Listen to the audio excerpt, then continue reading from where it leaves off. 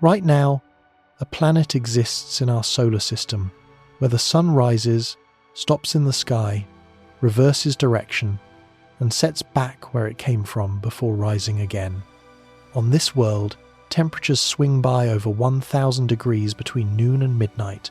Its surface bakes hotter than any oven humans have ever built, while craters at its poles contain frozen water that has survived for billions of years. This planet is shrinking. Its entire surface is cracking and collapsing as the world slowly dies. Scientists ignored it for decades, assuming it was boring. They were catastrophically wrong. Mercury is the most extreme planet you have never thought about, and what we discovered there is rewriting everything we thought we understood about how worlds form. If you enjoy this type of journey, please like and subscribe. It is a small thing for you, but truly means the world to me. With that said, get yourself comfortable. Let's begin.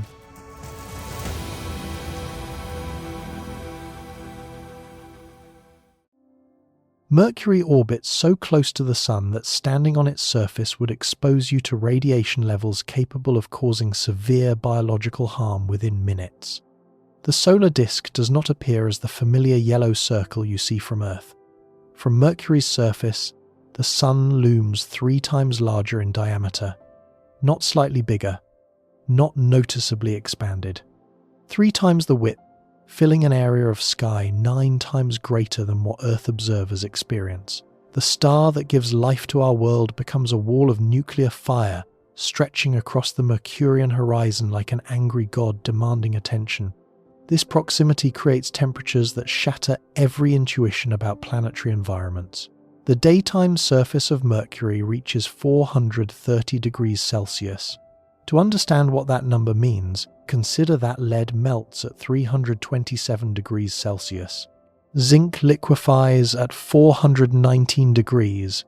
Tin becomes molten at 232 degrees. The noontime surface of Mercury exceeds all these melting points.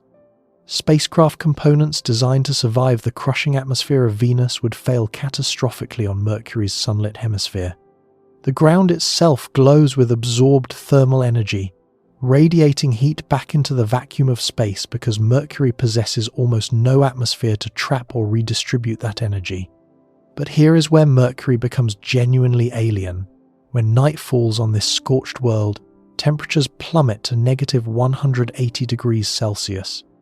This represents a swing of over 600 degrees between noon and midnight on the same patch of ground. No other planet in our solar system experiences anything remotely comparable to this thermal violence. Earth's day-night temperature variation rarely exceeds 20 degrees in most locations. Even the most extreme deserts on our planet see temperature swings of perhaps 40 or 50 degrees between blazing noon and freezing midnight. Mercury experiences temperature changes more than 30 times more extreme with every single rotation. The numbers become more staggering when you convert them to Fahrenheit for perspective. Mercury's daytime temperature reaches 800 degrees Fahrenheit. Its nighttime temperature drops to negative 290 degrees Fahrenheit. The total swing exceeds 1000 degrees Fahrenheit every Mercurian day. This is not weather variation. This is not seasonal change. This is the fundamental thermal reality of existing on the closest planet to the Sun. This thermal violence results directly from Mercury's missing atmosphere. Scientists hesitate to call what surrounds Mercury an atmosphere at all.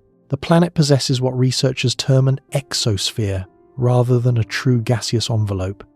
Individual atoms of sodium, potassium, oxygen, hydrogen, and trace amounts of other elements drift above the surface in concentrations so sparse that these particles essentially never collide with each other. The total mass of Mercury's exosphere weighs less than a single human breath of Earth air. If you gathered every atom floating above Mercury's entire surface and compressed it to Earth atmospheric density, you would have a volume smaller than a closet.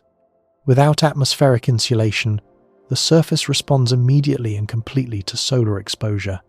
Heat arrives from the Sun at tremendous intensity during the day and radiates directly into the cold vacuum of space at night. Nothing buffers these exchanges. Nothing stores warmth for later release. Nothing circulates heat from warmer regions to cooler ones. The ground is completely exposed to the thermal extremes of space itself, protected by nothing more substantial than vacuum. Imagine standing on Mercury's equator at local noon. You would need to imagine this because no human could actually survive the attempt without technology that does not yet exist. The sun blazes overhead at roughly 3 times its apparent diameter from Earth. The ground beneath your feet would be hot enough to melt solder, hot enough to deform aluminum, hot enough to make steel glow red if left exposed long enough. Metal objects left in direct sunlight would soften and lose structural integrity within hours. Exposed electronics would fail almost immediately, as components exceeded their thermal tolerances. The radiation environment would overwhelm any biological tissue lacking substantial shielding, delivering dangerous doses far faster than anywhere else in the inner solar system. Now imagine that same location 12 hours later. Actually, you need to imagine much more than 12 hours later, because Mercury's day operates on timescales that dwarf Earth's experience. But consider the same patch of ground during Mercury's night.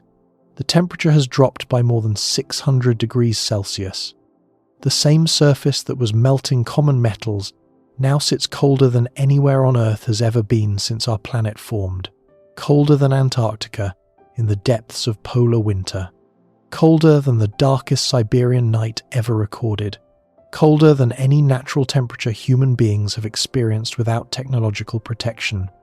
Your spacecraft's external systems designed to survive extreme heat would now face equally extreme cold. Components would contract dramatically as thermal energy fled into space. Seals designed for high-temperature operation would become brittle and crack. Lubricants engineered for hot environments would freeze solid and cease functioning. Materials would experience stress concentrations at every junction between components with different thermal expansion coefficients. The engineering challenges compound, not because of heat or cold individually, but because the same hardware must survive both extremes repeatedly. This thermal cycling creates mechanical stresses that no Earth-based engineering routinely anticipates. Materials expand when heated and contract when cooled. On Mercury, this expansion and contraction happens across temperature ranges that exceed anything materials scientists typically consider. Rocks crack under repeated thermal shock. Metals fatigue as crystalline structures flex back and forth across hundreds of degrees. The surface itself is slowly grinding apart under the stress of this thermal cycling, pulverized grain by grain over billions of years of brutal temperature swings. The mechanism driving these extremes is elegantly simple, even as its consequences prove devastatingly complex. Without an atmosphere, Mercury cannot moderate its temperature through any of the processes Earth takes for granted. On our planet, air absorbs some incoming solar radiation during the day, preventing the surface from heating as quickly or as intensely as it otherwise would. That same air releases stored heat gradually during the night, preventing temperatures from plummeting as rapidly or as deeply. Winds circulate heat from warmer regions to cooler ones, moderating temperature differences across the globe. Clouds reflect some incoming sunlight and trap some outgoing heat. Water vapor acts as a powerful greenhouse gas, while oceans store immense quantities of thermal energy for gradual release. Mercury possesses none of these moderating influences. Sunlight strikes the surface at full intensity with no atmospheric absorption. Heat radiates away at night with no atmospheric insulation to slow the loss. No winds redistribute thermal energy. No clouds reflect or trap radiation. No oceans store heat for later. The surface is as exposed to space as a rock floating between stars, except that rock would not experience such intense solar heating on one side while the other side faced cold vacuum. But Mercury's day presents its own impossible challenge that compounds the thermal extremes. The planet rotates on its axis once every 59 Earth days. This sidereal rotation period measures the time for one complete spin relative to distant stars. A single Mercury rotation takes roughly 2 Earth months to complete. This creates a rotation so slow that the Sun appears to crawl across Mercury's sky at a pace human eyes could actually perceive if those eyes could somehow survive to watch. The slowness of Mercury's rotation combined with its fast orbital speed around the Sun creates one of the strangest phenomena in our solar system. Mercury orbits the Sun once every 88 Earth days. Its rotation period of 59 Earth days means the planet rotates 3 times for every 2 complete orbits. This 3-to-2 ratio locks into a resonance maintained by solar tides that have been operating for billions of years. This resonance creates a curious mathematical relationship between Mercury's day and year.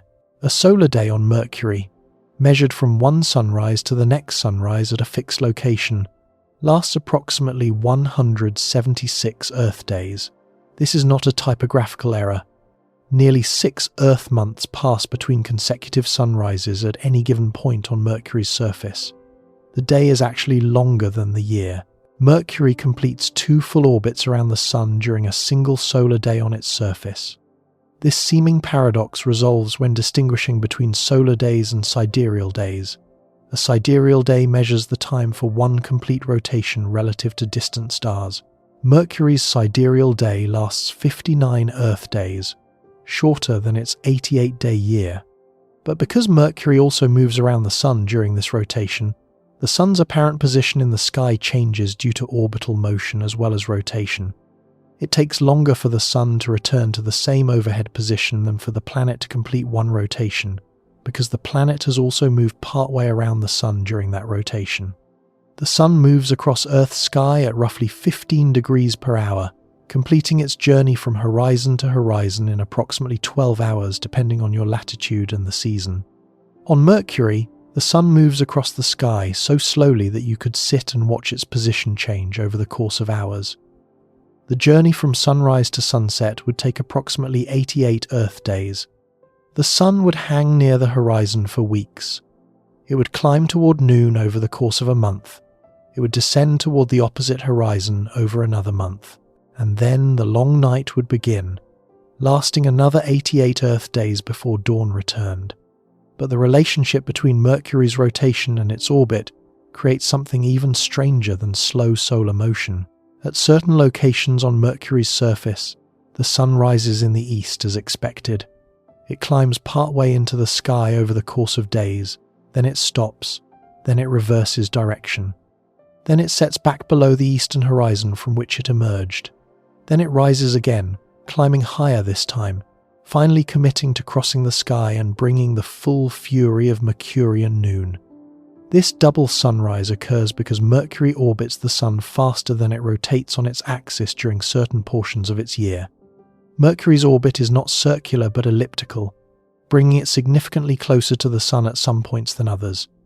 At perihelion, Mercury approaches within 46 million kilometers of the Sun. At aphelion, it retreats to 70 million kilometers. Near perihelion, when Mercury approaches closest to the Sun and travels at maximum orbital velocity, the orbital angular speed briefly exceeds the rotational angular speed. An observer standing at specific longitudes would see the Sun appear to move backward across the sky before resuming its normal eastward to westward path. No other planet in our solar system exhibits this behavior.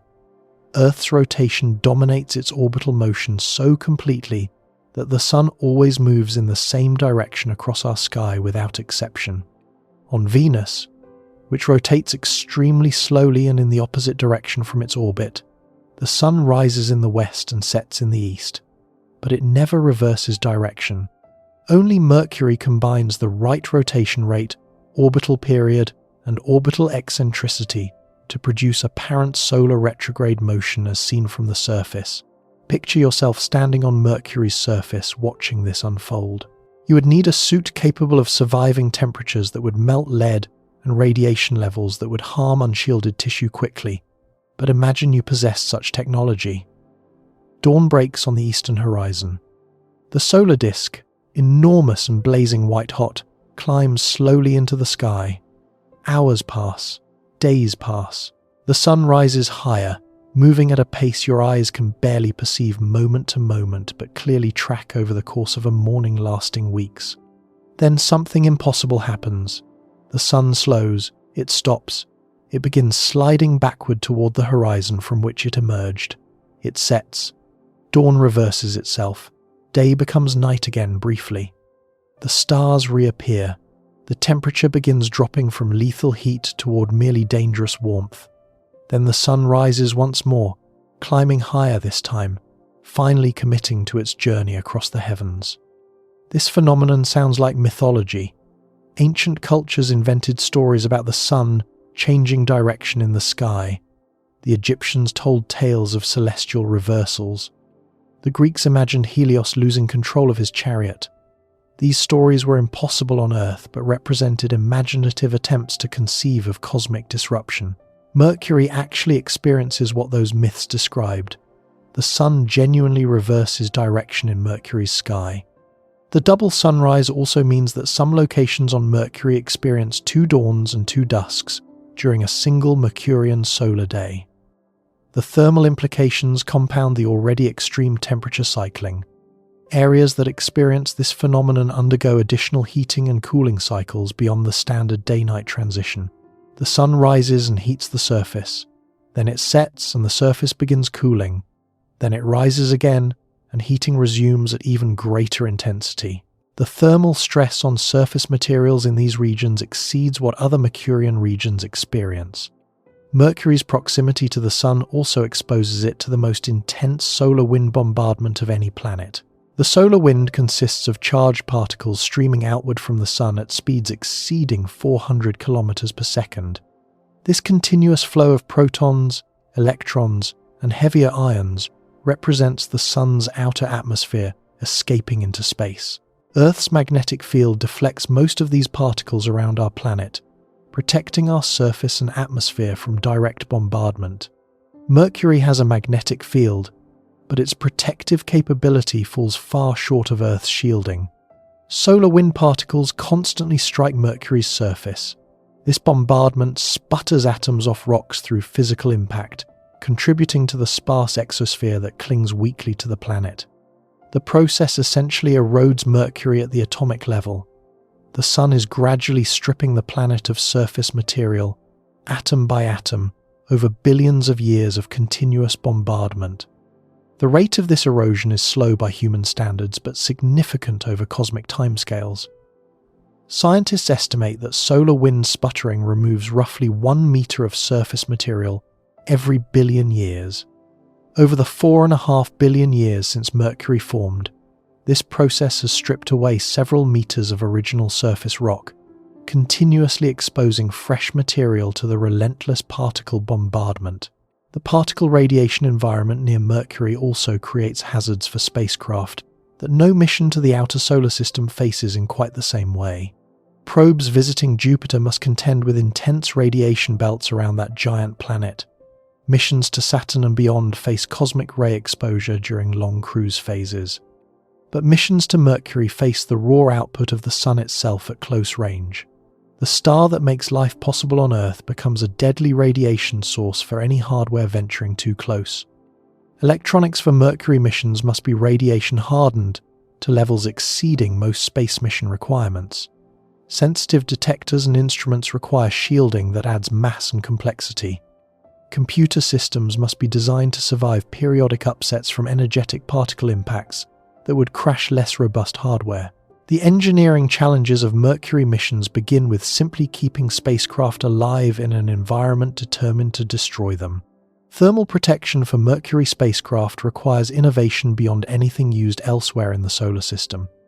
The Messenger spacecraft that orbited Mercury from 2011 to 2015 carried a sunshade made of ceramic fabric capable of withstanding temperatures exceeding 350 degrees Celsius, while keeping the spacecraft's interior near room temperature. Without this protection, the probe would have cooked itself within hours of arriving at Mercury. The sunshade had to maintain precise orientation toward the sun throughout the mission, requiring attitude control systems that never allowed the spacecraft to turn the wrong direction even briefly. The Bepi-Colombo mission, currently en route to Mercury, carries even more sophisticated thermal protection systems. Its instruments must survive not only direct solar heating, but also reflected heat from Mercury's superheated surface below. When the spacecraft passes over Mercury's sunlit hemisphere, it effectively orbits between two heat sources simultaneously. The sun beats down from above, while the 400-degree surface radiates upward from below. Engineering solutions for this dual thermal assault required years of development and testing. Solar radiation at Mercury's average orbital distance measures approximately 6 to 7 times more intense than at Earth's distance from the Sun. This means that a solar panel designed for Earth orbit would receive 6 to 7 times more power at Mercury. But this also means 6 to 7 times more thermal stress on panel materials, 6 to 7 times more radiation damage to photovoltaic semiconductors, and 6 to 7 times more challenging thermal management requirements to prevent overheating. The abundance of solar energy becomes a liability rather than an asset when thermal control fails. The intensity of sunlight also affects how astronomers observe Mercury from Earth. The planet never strays far from the Sun in our sky, because its orbit lies entirely inside Earth's orbit. Mercury appears only briefly before sunrise or after sunset, low on the horizon, visible only through the thickest and most turbulent layers of Earth's atmosphere. Telescopic observations of Mercury from Earth's surface rank among the most challenging targets in all of planetary astronomy. This observational difficulty meant that basic facts about Mercury remained uncertain or completely unknown until astonishingly recently. The planet's rotation rate was measured incorrectly for decades. Astronomers believed Mercury kept one face permanently toward the Sun, the same way the Moon keeps one face toward Earth. This assumption of synchronous rotation seemed reasonable given Mercury's proximity to the Sun and the expected strength of solar tidal forces. The error persisted in textbooks and scientific literature until radar observations in the 1960s revealed the true 59-day rotation period. The correction embarrassed the astronomical community, but also revealed something profound about how scientists can fool themselves when observations prove difficult. Mercury had been observed telescopically for centuries. Generations of astronomers had studied its surface features through Earth's shimmering atmosphere. Yet the rotation rate, one of the most basic physical parameters of any world, remained wrong in the scientific literature for decades after technology should have revealed the truth. The correct rotation period of 59 Earth days, combined with the orbital period of 88 Earth days, creates the 3:2 spin-orbit resonance that produces Mercury's strange relationship between day and year. This resonance locks the planet into a stable configuration that has persisted for billions of years. The mathematics governing this lock involves tidal forces from the Sun acting on slight asymmetries in Mercury's mass distribution, forcing the planet into an energetically favourable spin state. Understanding this resonance required abandoning assumptions carried over from studying other worlds. Mercury operates according to its own rules, shaped by its extreme proximity to the Sun and the overwhelming gravitational influence that proximity creates. The solar tides acting on Mercury dwarf anything experienced by other planets. The Sun's gravitational pull distorts Mercury's shape measurably with each orbit. These tidal forces stretch the planet along the line toward the Sun and compress it perpendicular to that line. The distortion is tiny by human standards, perhaps a few centimeters of surface displacement, but it represents enormous energy being pumped into Mercury's interior twice per orbit. These tidal forces gradually slowed Mercury's rotation over billions of years until the planet settled into its current resonance configuration. Early in solar system history, Mercury likely rotated much faster, perhaps completing a rotation every few hours like many small bodies do today. The Sun's tidal grip gradually drained angular momentum from Mercury's spin, slowing the rotation decade by decade, century by century, epoch by epoch, until the 3:2 resonance captured the planet in its current state.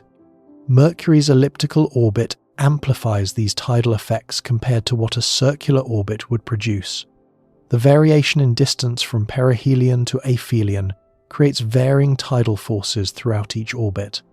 The tidal bulge raised on Mercury by the Sun does not maintain constant orientation but shifts as orbital distance changes. This shifting creates internal friction that contributed to Mercury's spin evolution over cosmic time. Yet for all these extremes, Mercury remains the least explored of the 4 inner planets by a significant margin. Humanity has sent more spacecraft to Mars than to Mercury. We have more detailed maps of Venus hidden beneath its permanent cloud cover than we do of Mercury's sun-blasted surface.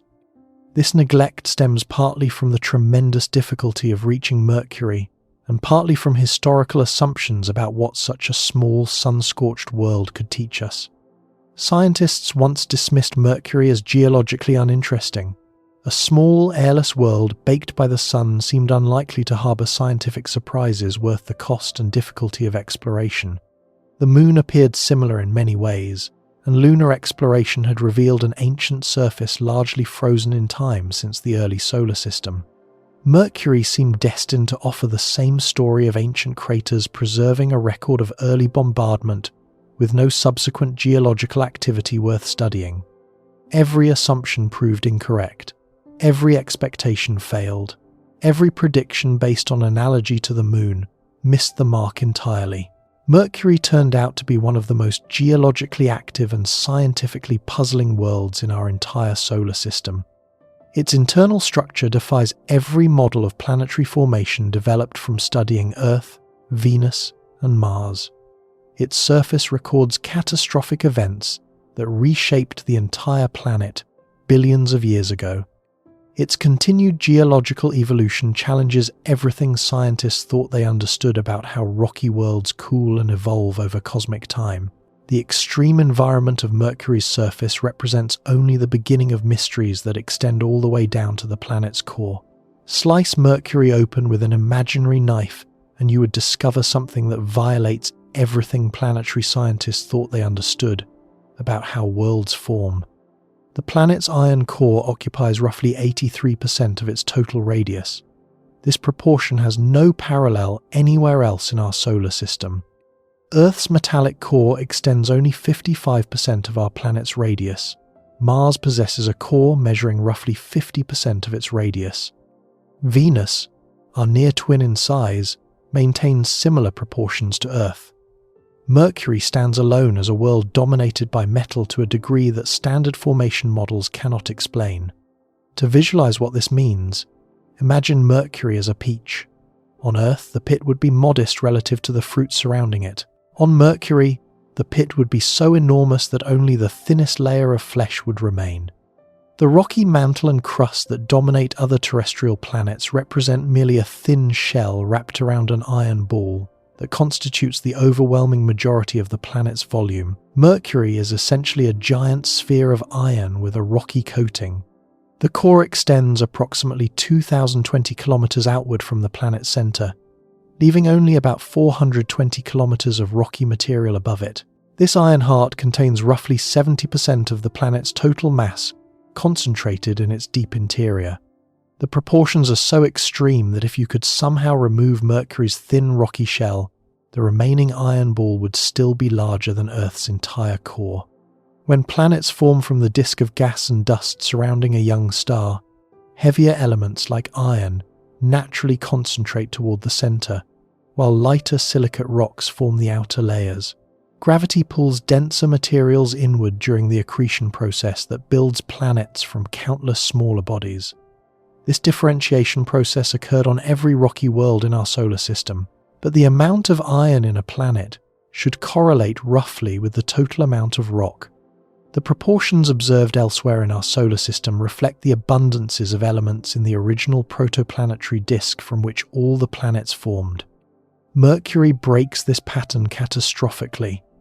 The planet has far too much iron for its size, or stated differently, far too little rock covering that iron. The ratio is wrong by factors that cannot be explained through normal planetary formation processes. This discrepancy puzzled scientists from the moment accurate measurements of Mercury's mass and size became available. The planet is too dense. It weighs substantially more than its volume should allow, if composed of typical rock and metal proportions similar to other terrestrial worlds. The density of Mercury reaches 5.43 grams per cubic centimeter, second only to Earth among solar system planets. But Earth's high density results partly from gravitational compression of interior materials under tremendous pressure. Mercury, being much smaller, experiences far less internal compression. Its high density must come from composition rather than pressure. Only an oversized metallic core could explain the observations. The Messenger spacecraft confirmed this extraordinary internal structure through precise measurements of Mercury's gravitational field and rotational behavior. By tracking subtle variations in the spacecraft's orbital velocity as it passed over different regions of the planet, scientists mapped the distribution of mass beneath the surface. These measurements revealed that Mercury's interior is unlike any other rocky world we have studied. The gravitational data combined with measurements of Mercury's libration provided definitive evidence for the core's size and state. Libration refers to the slight wobble in a planet's rotation caused by gravitational forces acting on an asymmetric body.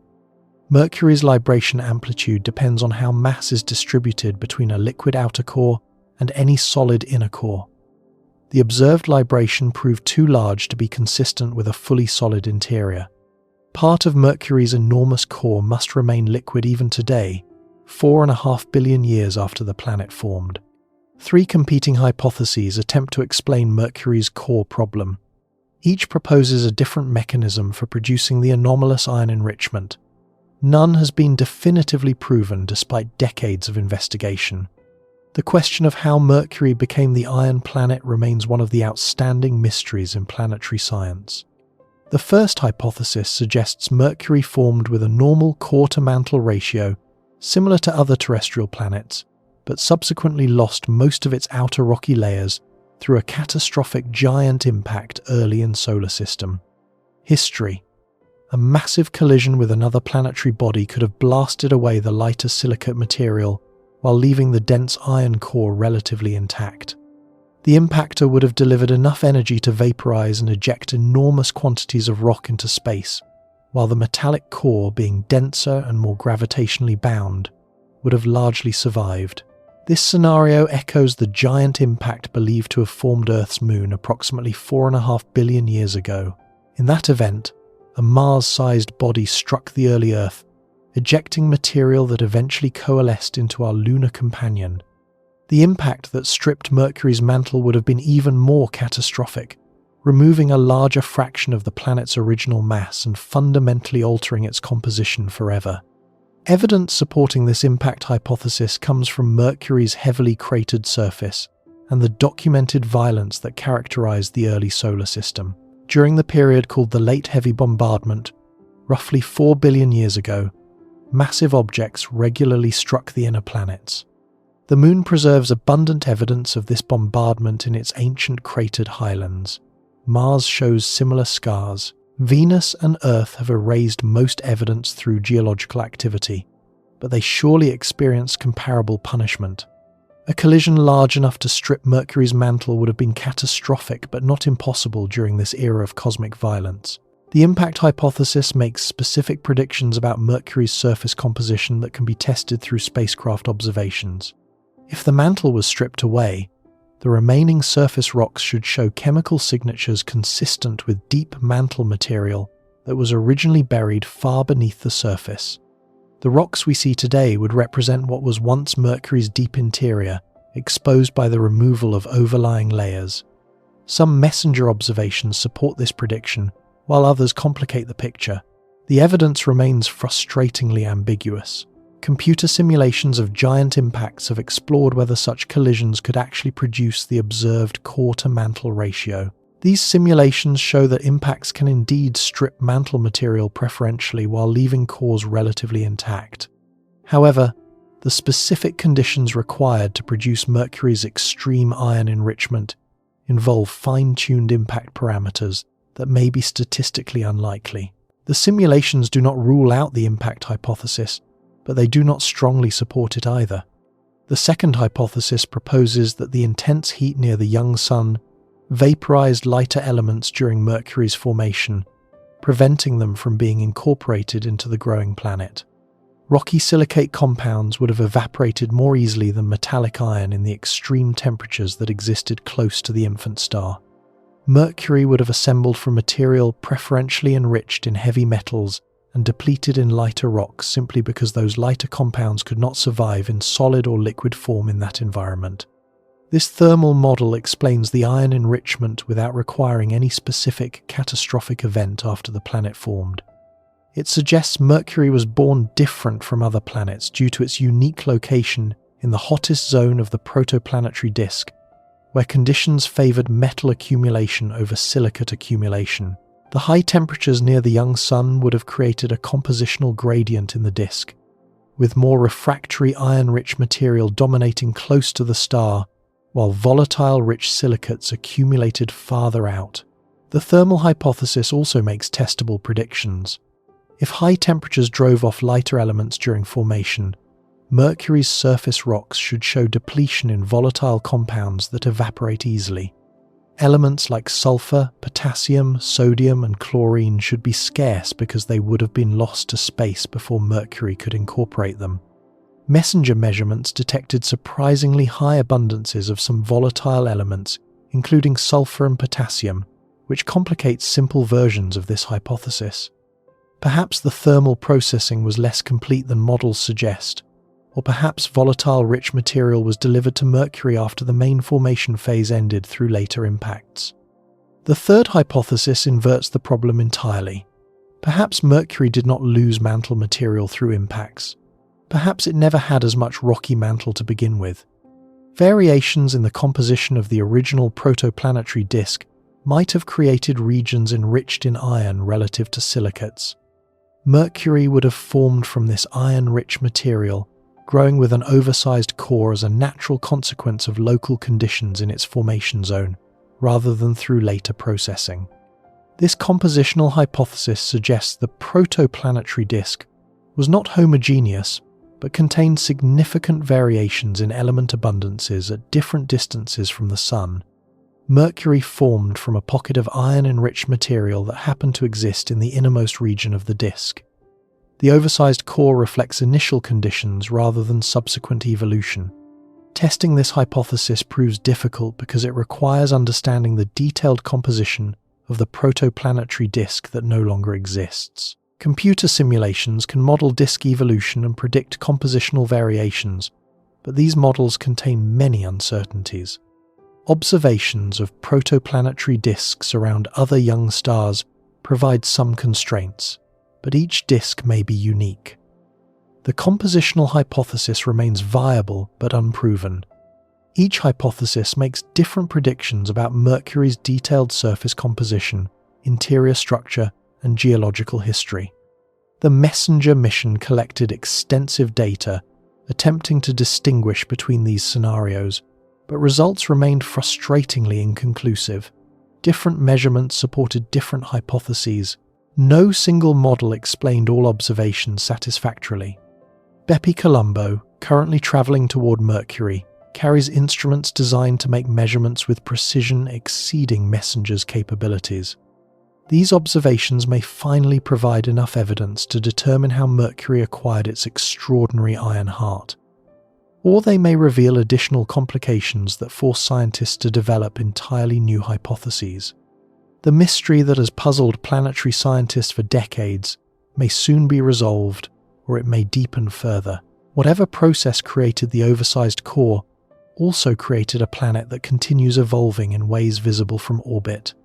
Mercury is shrinking. The entire planet has contracted significantly since its formation, and this contraction has created some of the most distinctive geological features anywhere in the solar system. Scientists estimate that Mercury has contracted by approximately 4 to 7 kilometers in radius over the past 4 billion years.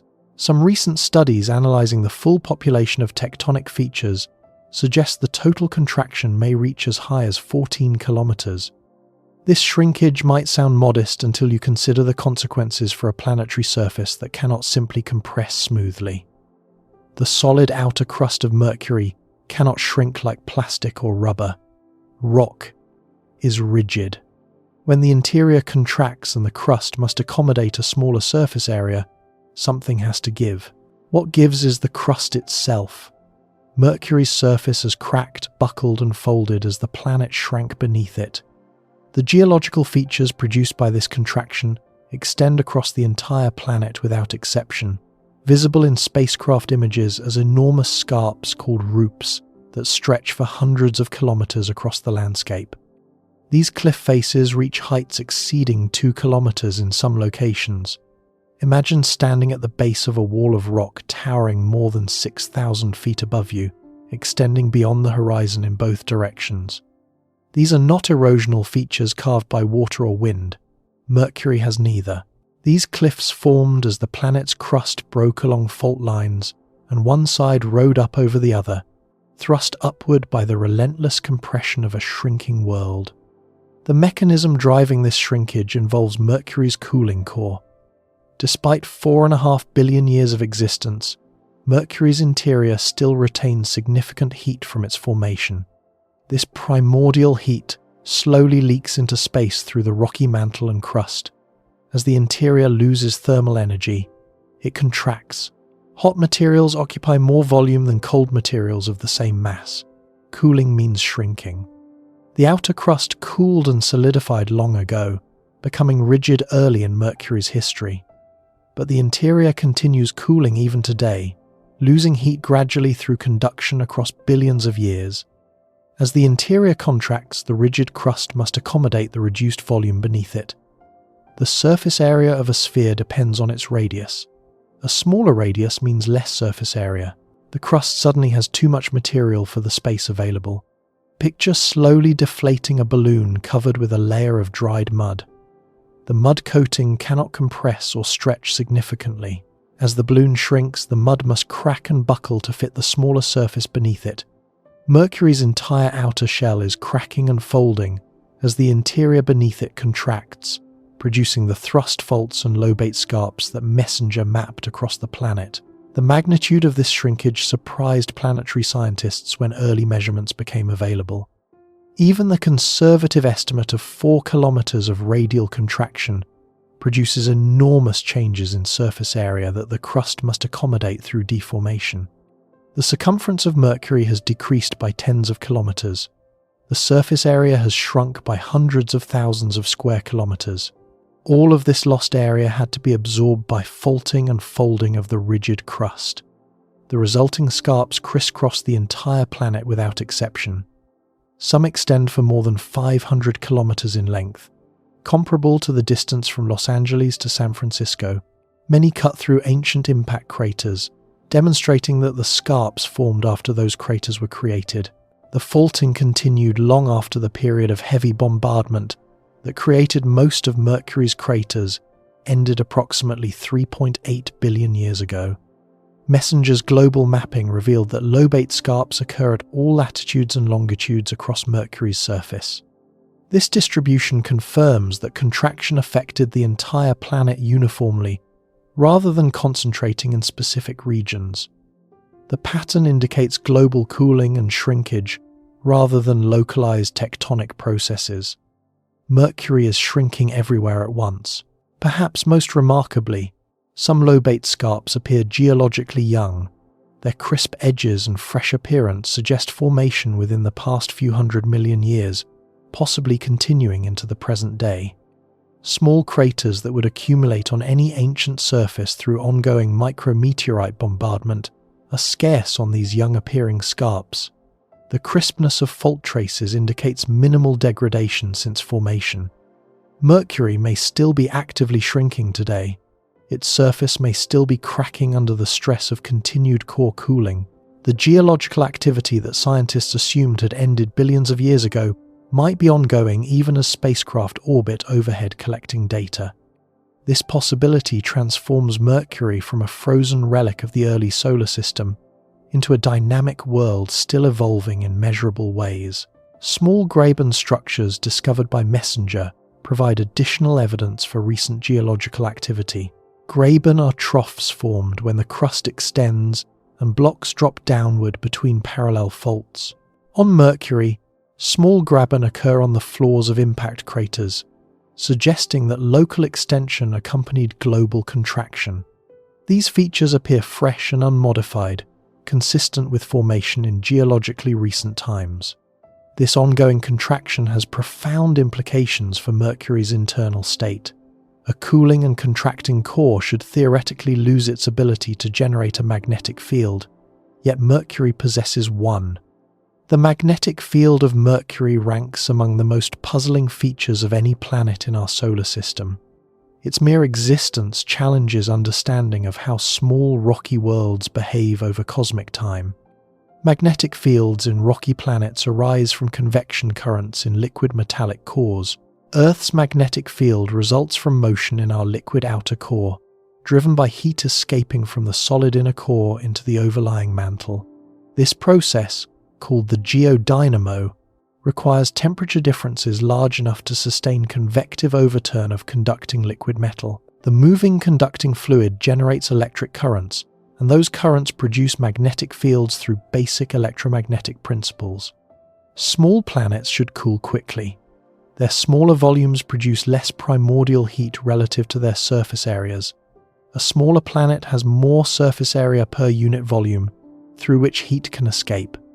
Basic physics predicts that small rocky worlds should lose their internal heat faster than large ones, solidifying their cores early in solar system history and losing any magnetic field generating capability billions of years ago. Mercury presents the most extreme test of this principle. The planet contains roughly 5% of Earth's mass. Its surface area to volume ratio far exceeds Earth's. Heat should have escaped from Mercury's interior far more efficiently than from our larger planet. By all rights, Mercury's core should have solidified completely long ago, freezing any convective motion that could generate magnetic fields. Yet Mercury clearly possesses a magnetic field. The Mariner 10 spacecraft detected it during flybys in 1974. Messenger measured it in detail during 4 years of orbital operations beginning in 2011. The field is weak compared to Earth's, measuring roughly 1% of our planet's magnetic field strength at the surface, but it unmistakably exists where theory suggests it should not. The discovery forced planetary scientists to re-examine assumptions about how small planetary bodies retain internal heat and magnetic field generating capability. Several competing theories attempt to explain Mercury's surprising magnetic field. One prominent theory suggests that sulfur or other light elements dissolved in Mercury's iron core lower the melting temperature of the alloy significantly below that of pure iron. Iron melts at approximately 1,538 degrees Celsius under normal pressure, but iron mixed with sulfur or silicon melts at substantially lower temperatures depending on composition. If Mercury's core contains significant concentrations of these light elements, portions could remain liquid at temperatures where pure iron would have solidified long ago. This chemical modification could maintain a liquid outer core capable of convection and magnetic field generation, even as the planet cools to temperatures that would otherwise freeze the entire core solid. The light elements act as antifreeze, keeping the core partially molten far longer than pure iron composition would allow. Evidence supporting this hypothesis comes from multiple sources.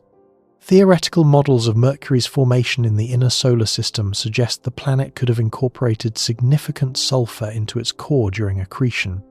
Messenger measurements of Mercury's gravity field and libration revealed that the outer core remains liquid today, consistent with a low melting temperature alloy. The sulfur hypothesis explains how a liquid core persists despite billions of years of cooling. Another theory proposes that tidal heating from Mercury's eccentric orbit contributes energy that sustains internal motion. The varying gravitational stress from the Sun's pull throughout each orbit might flex Mercury's interior enough to generate heat through friction. This tidal dissipation could supplement primordial heat in driving convection within a partially liquid core. Mercury's orbital eccentricity creates significant tidal variations during each 88-day orbit. At perihelion, solar tides raise larger bulges on the planet than at aphelion. These changing tidal deformations pump energy into the interior through mechanical flexing, somewhat like repeatedly bending a wire generates heat. The magnitude of this effect remains uncertain, but it could contribute meaningfully to maintaining conditions necessary for magnetic field generation. A third possibility involves exotic mechanisms, quite different from the conventional geodynamo operating in Earth's core. Thermoelectric effects at the boundary between Mercury's core and mantle could generate electric currents without requiring convection.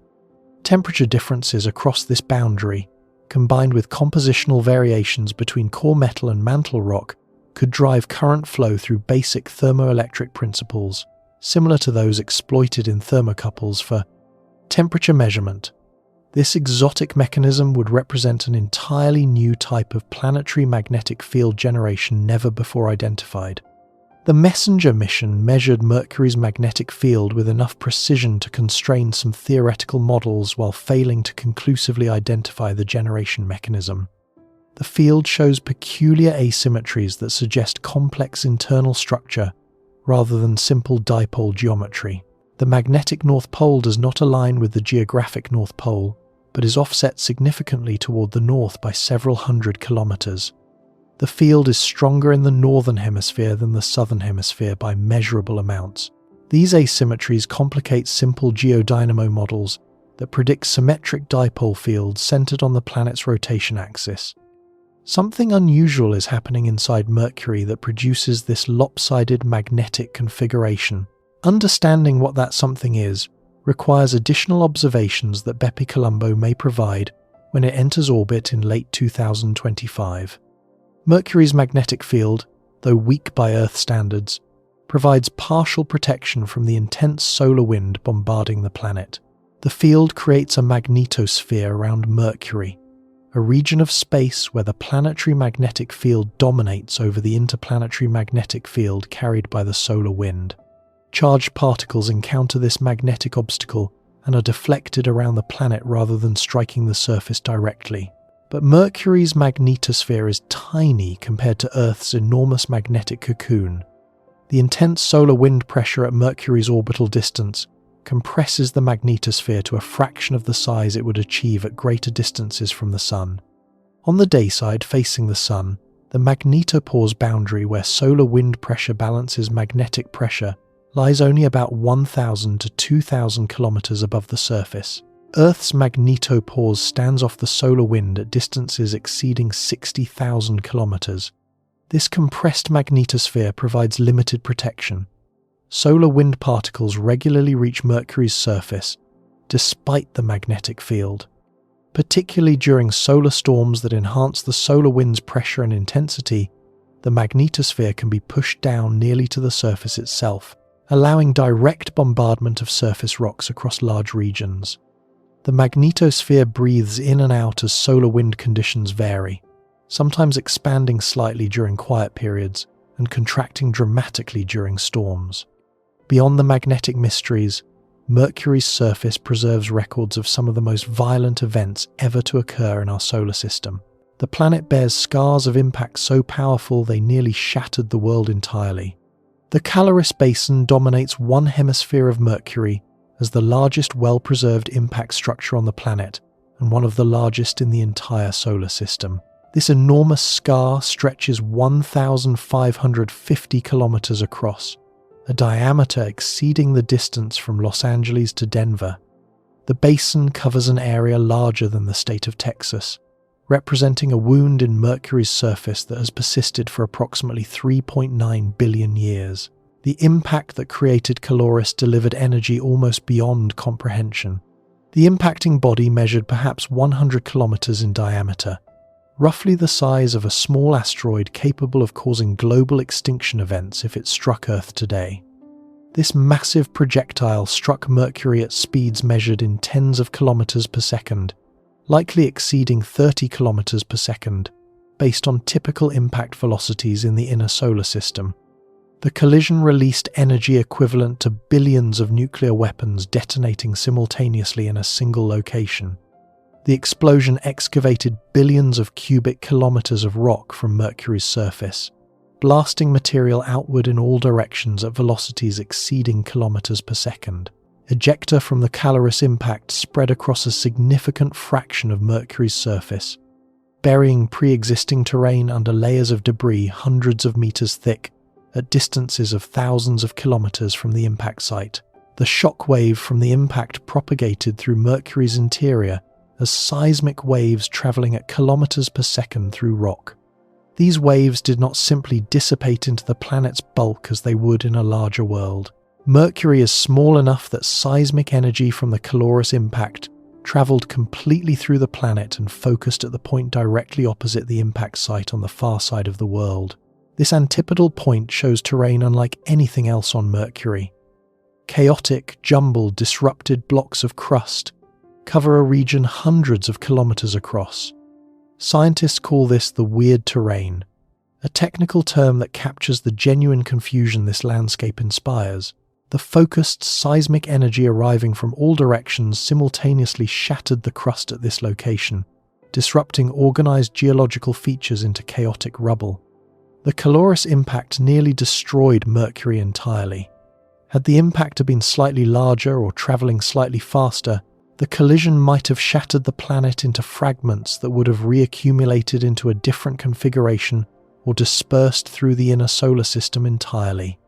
Mercury survived, but the scars tell the story of how close it came to annihilation. Subsequent to the basin-forming impact, volcanic activity partially flooded the calorous interior with lava. Smooth volcanic plains contrast dramatically with the rough basin rim and surrounding heavily cratered terrain. These volcanic deposits prove Mercury possessed internal heat sufficient to generate magma after the catastrophic impact event, suggesting the impact may have triggered enhanced volcanic activity by fracturing the lithosphere and allowing magma to reach the surface more easily. The interior of Caloris contains concentric rings of mountains and troughs formed during basin collapse after the initial excavation. The impact blasted out a transient crater much deeper than the final basin configuration. This deep cavity was gravitationally unstable. Material flowed inward from the walls, while the floor rebounded upward from the initial compression. The result was a shallower, wider basin, surrounded by concentric rings, marking different phases of the collapse process. Messenger also discovered strange features called hollows that appear nowhere else in the solar system. These irregular depressions with bright halos cluster on crater floors and walls, particularly in regions where low reflectance material is exposed. The hollows appear geologically young, perhaps actively forming today. Their fresh appearance lacks the degradation that would accumulate over millions of years of micrometeorite bombardment. Scientists believe hollows represent locations where volatile compounds in Mercury's surface rocks are sublimating directly into space, leaving behind pits as material escapes. The specific volatile compounds remain uncertain.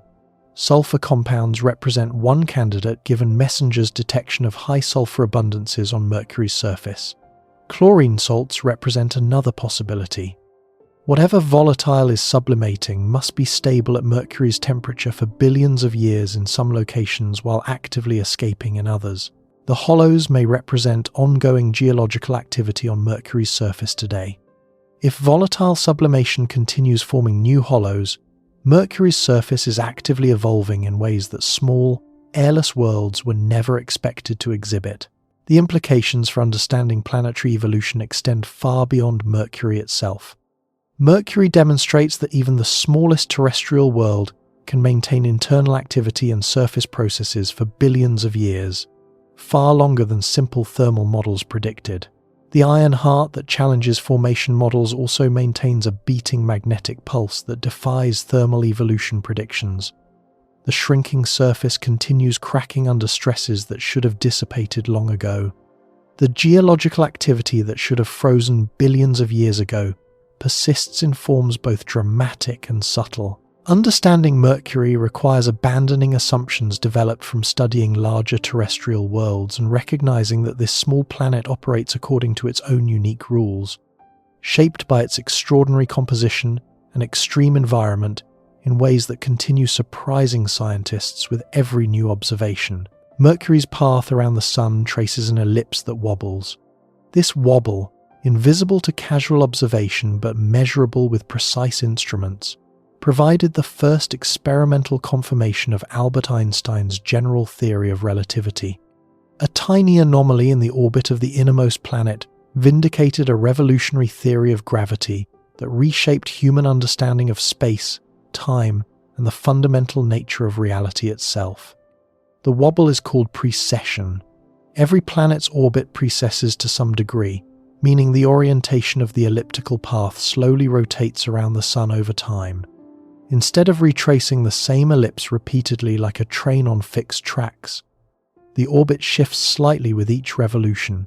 The point where the planet approaches closest to the Sun, called perihelion, advances around the Sun over centuries and millennia. If you could watch Mercury's orbit from above the solar system and speed up time enormously, you would see the ellipse slowly rotating like the hand of an impossibly slow clock. This precession results primarily from gravitational perturbations by other planets. Jupiter's immense mass tugs on Mercury throughout its orbit. Saturn contributes smaller but measurable effects. Venus and Earth add their own gravitational influences as Mercury passes near them during its rapid journey around the Sun. These combined perturbations cause Mercury's perihelion to advance by approximately 5,600 arcseconds per century. An arcsecond represents 1/3600th of a degree.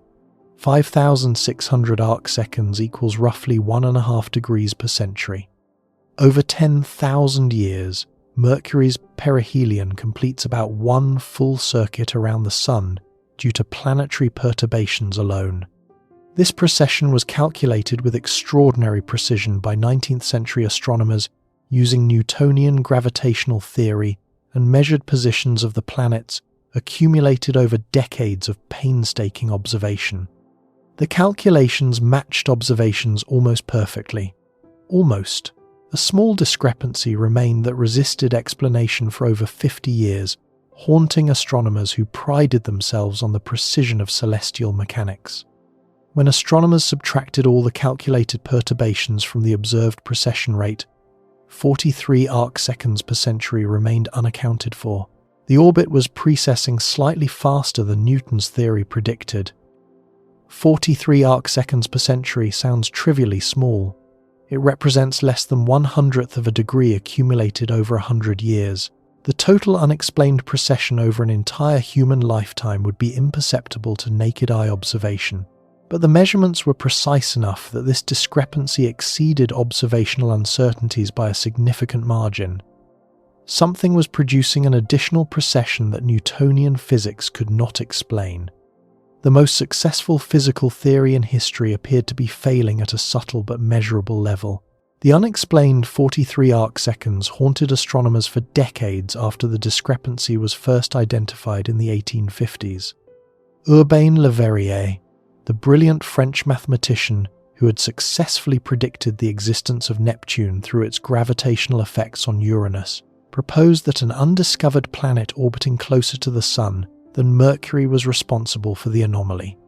Just as Neptune's gravity had perturbed Uranus in ways that revealed Neptune's presence, this hypothetical inner planet would perturb Mercury in ways that explained the excess precession.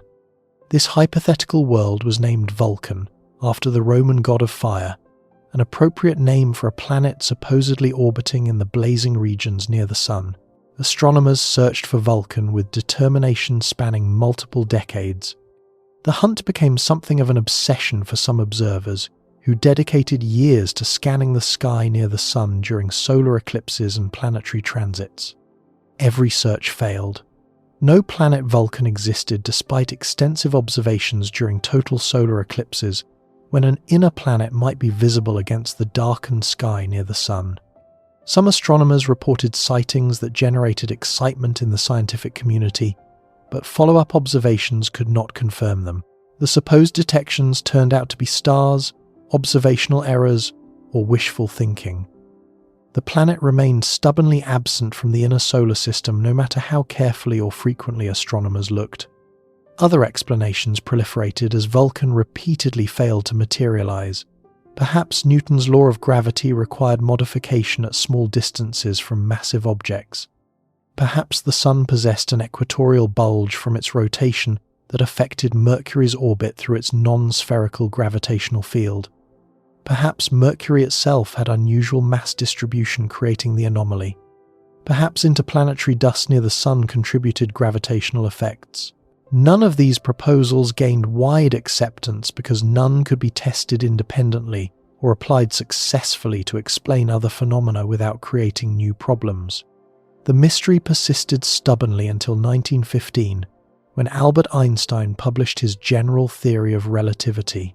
Einstein had been working on extending his special theory of relativity to include gravity, and the result revolutionized physics completely. Einstein's theory described gravity not as a force acting across space as Newton had conceived it, but as curvature in the fabric of spacetime itself. Massive objects bend spacetime around them, creating geometric distortions that other objects follow. What we perceive as gravitational attraction is actually objects following the curved geometry of spacetime created by nearby masses. General relativity reduces to Newtonian gravity for weak gravitational fields and slow velocities. The two theories make identical predictions for everyday situations, and for most astronomical observations where gravitational fields are relatively weak. This correspondence explained why Newtonian physics had been so spectacularly successful for over 2 centuries. But near massive objects where spacetime curvature becomes significant, general relativity predicts small additional effects that Newtonian physics does not capture. These relativistic corrections become measurable only in extreme conditions.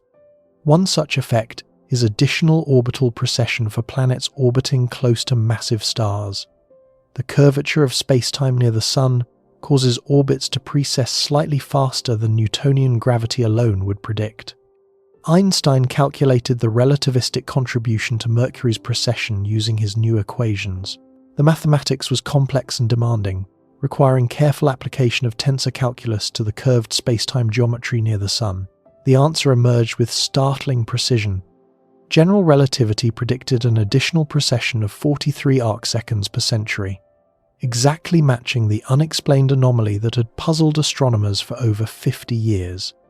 Einstein's theory, developed from purely theoretical considerations about the nature of space, time, and gravity, predicted the exact value of an observational puzzle that had resisted explanation for decades. No adjustable parameters were involved, no fitting to data occurred. The theory simply predicted the right answer from first principles of geometry and physics. Einstein later described the moment he completed this calculation as one of the most exciting experiences of his scientific life. He reportedly felt heart palpitations when he saw the result. His theory had passed its first observational test by explaining a puzzle that had stumped the greatest minds in celestial mechanics. The anomaly that had inspired decades of fruitless searches for a phantom planet turned out to be revealing something far more profound about the nature of reality itself. This calculation provided the first experimental confirmation that general relativity correctly described the physical universe. Mercury's orbit served as the testing ground, because Mercury orbits closest to the Sun, where spacetime curvature reaches its maximum within our solar system. The relativistic contribution to precession falls off rapidly with distance from the Sun because spacetime curvature decreases with distance from the central mass. For Earth, the relativistic precession amounts to less than 4 arcseconds per century, too small to have been detected with 19th century measurement techniques.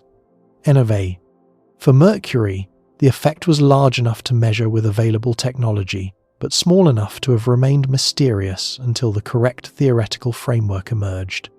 Mercury's role in validating general relativity gives the planet special significance in the history of physics far beyond its value to planetary science. The closest planet to the Sun served as humanity's first laboratory for testing Einstein's revolutionary theory of gravity.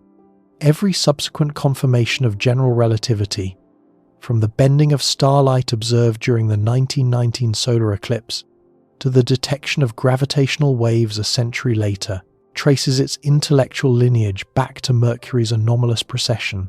Modern measurements using spacecraft tracking and radar ranging have refined Mercury's precession measurement to extraordinary precision, far exceeding anything 19th century astronomers could achieve. The relativistic contribution is now confirmed to match general relativity predictions within observational uncertainties of a few parts per million. Alternative theories of gravity that predict different precession values have been ruled out by these measurements. Mercury continues serving as a gravitational laboratory over a century after Einstein's original calculation, with each improvement in measurement precision providing tighter constraints on possible deviations from general relativity. The orbit that proved Einstein right also presents enormous practical challenges for spacecraft attempting to visit Mercury. The gravitational landscape between Earth and Mercury creates a navigation nightmare that makes reaching the innermost planet far more difficult than traveling to destinations much farther from the Sun. Counterintuitively, traveling inward toward the Sun demands more energy than traveling outward toward the distant giants of the outer solar system. This seeming paradox results from fundamental orbital mechanics that work against everyday intuition about falling toward massive objects. Earth orbits the Sun at approximately 30 kilometers per second. This velocity represents the speed required to maintain a stable orbit at Earth's distance from the Sun. Any object moving slower at this distance would fall inward toward the Sun. Any object moving faster would climb outward to greater distances. Mercury orbits at nearly 50 kilometers per second because its closer proximity to the Sun requires higher velocity to maintain orbital balance against the stronger gravitational pull. To reach Mercury from Earth, a spacecraft must first slow down relative to Earth's orbital velocity. Slowing down allows the spacecraft to fall inward toward the Sun, on a trajectory that intersects Mercury's orbit. This seems straightforward enough. Simply fire rockets to slow down and let gravity do the rest. But arriving at Mercury with this falling trajectory means the spacecraft is moving at a different velocity than Mercury itself. The spacecraft approaches Mercury while moving too slowly to match the planet's rapid orbital motion. Entering orbit around Mercury requires the spacecraft to then speed up dramatically to match Mercury's 50 kilometers per second orbital velocity.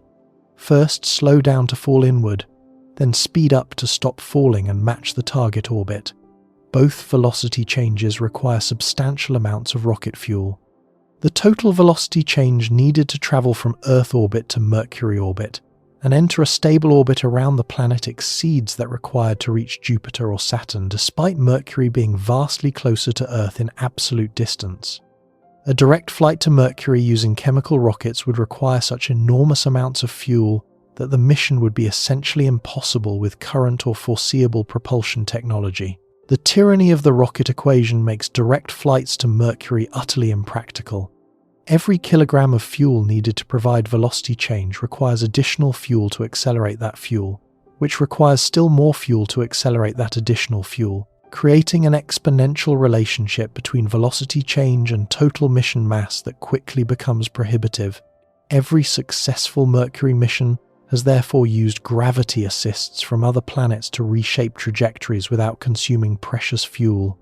Gravity assists exploit the gravitational fields of planets to bend spacecraft trajectories and add or subtract velocity through momentum exchange with the planet.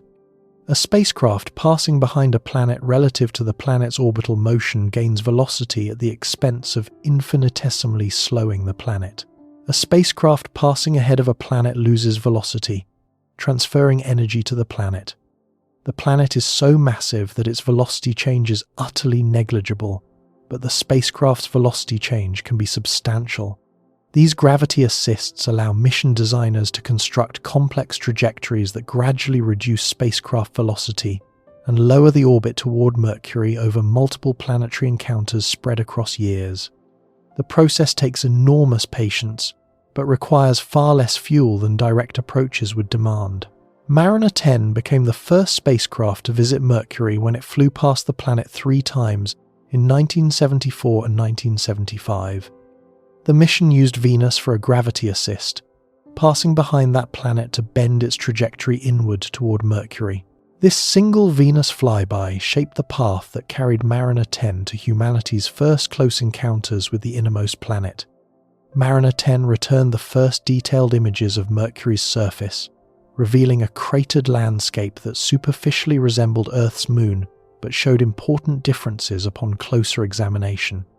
The spacecraft discovered Mercury's magnetic field, an unexpected finding that generated decades of scientific puzzlement as researchers struggled to explain how such a small world could maintain a magnetic field. Temperature measurements confirmed the extreme conditions that theoretical calculations had predicted. The mission mapped roughly 45% of Mercury's surface during its 3 flybys, providing tantalizing glimpses of a mysterious world while leaving the remaining hemisphere completely unexplored and photographed.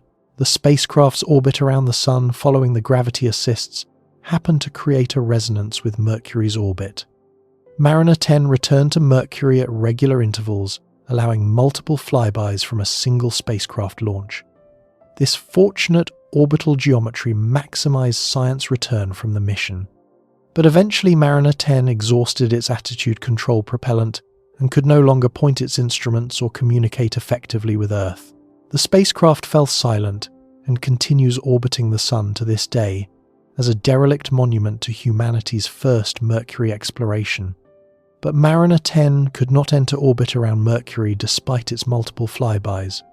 The spacecraft simply lacked sufficient fuel to slow down enough for orbital capture after its gravity-assisted approach. The flybys provided snapshots during brief encounters lasting only hours, not the extended observations that orbital missions enable. Each flyby revealed tantalizing details, but raised more questions than it answered. Understanding Mercury in genuine detail required a spacecraft that could remain at the planet for years, mapping the entire surface and monitoring changes over time. Messenger became that spacecraft through an extraordinarily complex trajectory that ranks among the most ambitious ever flown in the history of space exploration. The mission launched in 2004 and did not enter Mercury orbit until 2011, 7 years later. During those 7 years, Messenger performed 1 Earth flyby, 2 Venus flybys, and 3 Mercury flybys before achieving sufficient velocity reduction for orbital insertion. Each flyby adjusted the spacecraft's trajectory incrementally and reduced its velocity relative to Mercury. The Earth flyby occurred 1 year after launch, using our own planet's gravity to bend the path toward Venus. The first Venus flyby occurred 2 years after launch, followed by the second Venus flyby 3 years after launch. These Venus encounters progressively lowered the spacecraft's orbit toward Mercury's distance from the Sun. The Mercury flybys began in 2008 and continued through 2009, with each encounter further reducing the velocity difference between spacecraft and planet. By the time of orbital insertion in 2011, Messenger had traveled nearly 8 billion kilometers through the inner solar system, despite Mercury being only about 90 million kilometers from Earth at closest approach.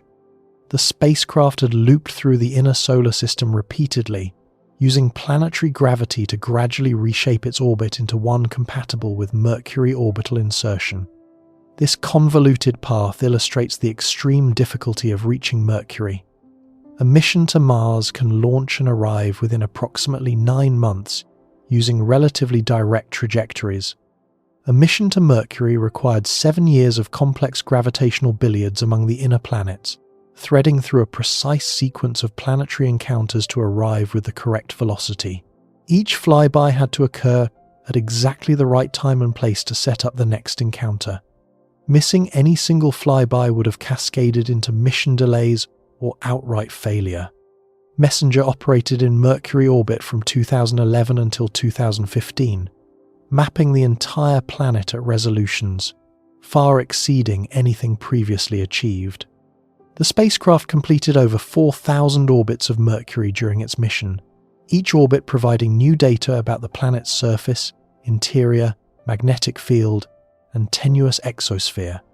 The mission confirmed the liquid state of Mercury's outer core through precise measurements of the planet's libration. It discovered widespread evidence for volcanic activity that resurfaced large portions of Mercury's surface over billions of years.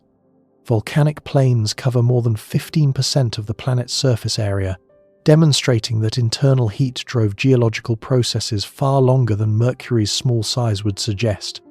Messenger characterized Mercury's surface composition using X-ray and gamma-ray spectrometers that identified elements by detecting characteristic radiation emitted when surface materials are excited by solar radiation and cosmic ray impacts.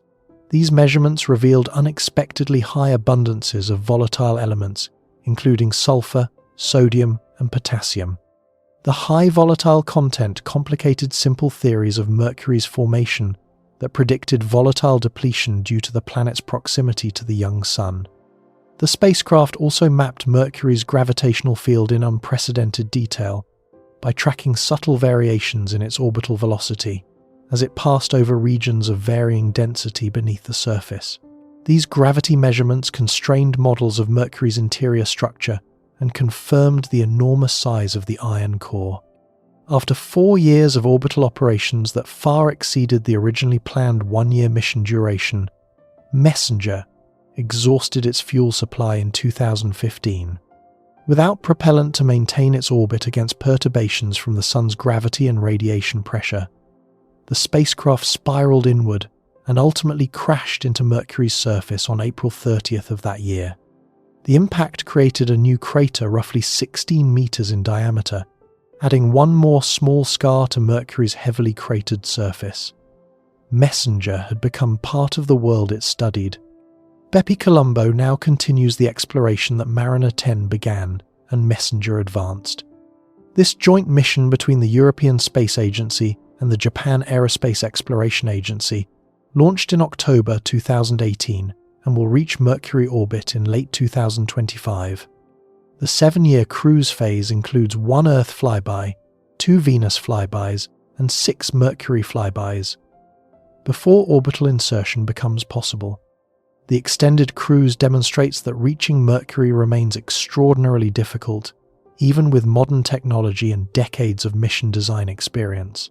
Bepi Colombo will spend nearly 7 years traveling to a planet that lies at most about 200 million kilometers from Earth. Spacecraft visiting Jupiter travel similar durations despite crossing distances exceeding 600 million kilometers. The energy requirements for entering Mercury orbit truly are comparable to reaching the outer solar system. Bepi Colombo consists of 2 separate orbiters that will operate independently once delivered to Mercury. The Mercury Planetary Orbiter, built by the European Space Agency, will study the planet's surface, interior, and composition using 11 scientific instruments, including high-resolution cameras, spectrometers covering wavelengths from infrared through X-rays, a laser altimeter for topographic mapping, and radio science experiments for probing the interior. The Mercury Magnetospheric Orbiter, built by Japan, will study the magnetic field and its interaction with the solar wind using 5 instruments optimized for plasma physics and magnetic field measurements. The dual orbiter approach enables simultaneous observations from different vantage points that neither spacecraft could achieve alone. When one spacecraft passes through Mercury's magnetotail, the region where the magnetic field stretches away from the Sun under solar wind pressure, the other can observe the dayside magnetosphere simultaneously. These coordinated measurements will reveal how Mercury's magnetic field responds to varying solar wind conditions with detail impossible from a single spacecraft. The thermal challenges that spacecraft face at Mercury demanded innovative engineering solutions for Bepi Colombo that pushed technology development for years before launch. The spacecraft endures solar radiation roughly 10 times more intense than at Earth's distance from the Sun. Surface temperatures on the spacecraft's sunlit side can exceed 350 degrees Celsius during the hottest portions of Mercury's orbit. Meanwhile, scientific instruments must operate at moderate temperatures to function correctly, requiring sophisticated thermal control systems. Multi-layer insulation blankets reflect most incoming solar radiation before it can heat spacecraft structures. Radiators on the spacecraft's shaded side dump excess heat into the cold vacuum of space. High-temperature solar panels generate electrical power while surviving thermal conditions that would rapidly destroy conventional solar cells designed for Earth orbit.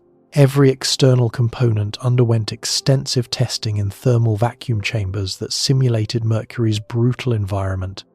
Mercury's orbital characteristics create additional mission planning challenges beyond thermal management. The planet's eccentric orbit means that conditions vary substantially throughout Mercury's 88-day year. At perihelion, when Mercury approaches closest to the Sun, solar intensity and thermal loading reach maximum values that stress spacecraft systems severely. At aphelion, when Mercury reaches its greatest distance from the Sun, somewhat more moderate conditions prevail. Spacecraft operations must account for these variations throughout the mission lifetime, adjusting observation schedules and instrument configurations as conditions change. The orbital dynamics that make Mercury scientifically valuable also extend to long-term evolution that computer simulations reveal to be surprisingly chaotic. Mercury's orbit is not stable over cosmic timescales measured in billions of years. Small perturbations accumulate over enormous spans of time, with outcomes that cannot be precisely predicted despite our detailed knowledge of current orbital parameters. Numerical simulations tracking solar system evolution over billions of years into the future show that Mercury's orbital eccentricity can grow substantially larger than its current value through gravitational interactions with other planets. The precise evolution depends sensitively on initial conditions that we cannot measure with perfect accuracy. In some simulation runs, Mercury's orbit becomes so eccentric that it crosses Venus's orbit, potentially leading to close encounters or even collisions between the two innermost planets. Other simulation outcomes show Mercury being ejected entirely from the solar system through gravitational interactions that progressively transfer orbital energy to the small planet until it reaches escape velocity.